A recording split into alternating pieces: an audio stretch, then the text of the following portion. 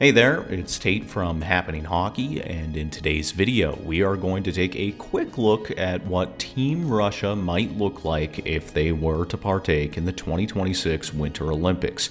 If you are by chance living under a rock, Russia was officially banned from Olympic participation dating back to 2022 following their invasion of Ukraine.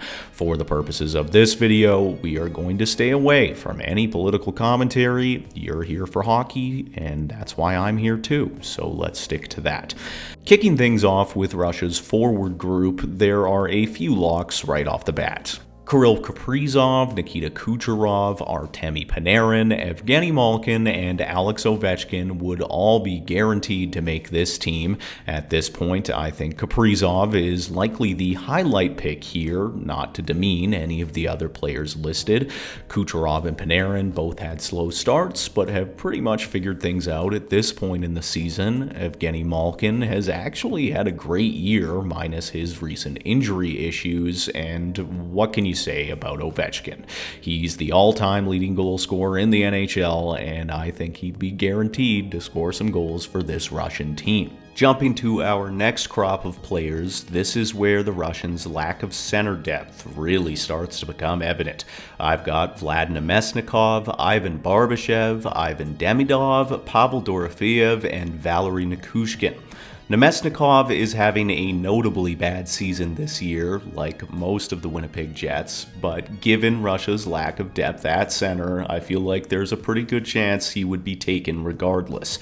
I meanwhile have Barbashev slotted in as the second-line center. Though he predominantly plays wing in Vegas, he has played center in the past. Rounding out our forwards with some depth picks, you have to ponder the extent to which Team Russia would have dipped into the KHL in drafting their team. Admittedly, I do not watch a lot of KHL hockey, but if they're looking for center depth, you'd have to ponder if Mikhail Grigorenko might draw some interest.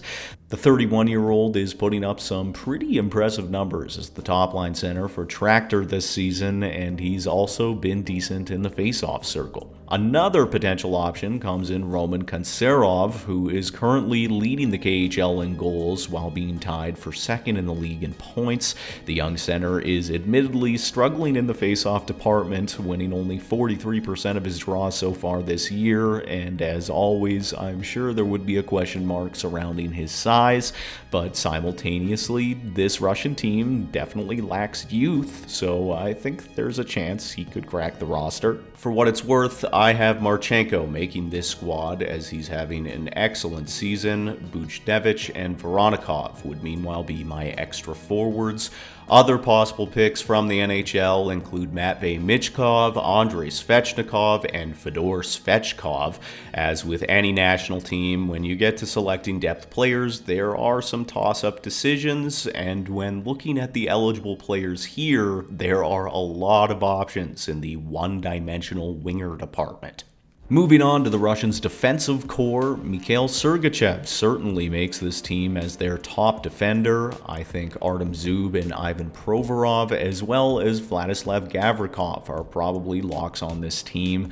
I also think that Alex Nikishin probably falls into this category as well. The 24-year-old defender has proven his ability to handle a large workload in Carolina this season. Talking depth/toss-up selections, Alex Romanov and Nikita Zadorov would certainly be in the conversation here. I think guys like Dmitry Orlov, Pavel Mintyukov, and Ilya Lyubushkin would also be suitors as depth defenders. Nikishin and Romanov are my last two picks here, with Zadorov and Orlov being the extra defenders. Closing things off with the Russians' goaltending situation, they are absolutely stacked. Andrei Vasilevsky would surely get the starting role, but behind him sits Igor Shesterkin, Sergei Bobrovsky, and Ilya Sorokin. Given his championship pedigree, I think it's fairly likely that Bobrovsky would be named to this team, even though his numbers are not exactly great this season.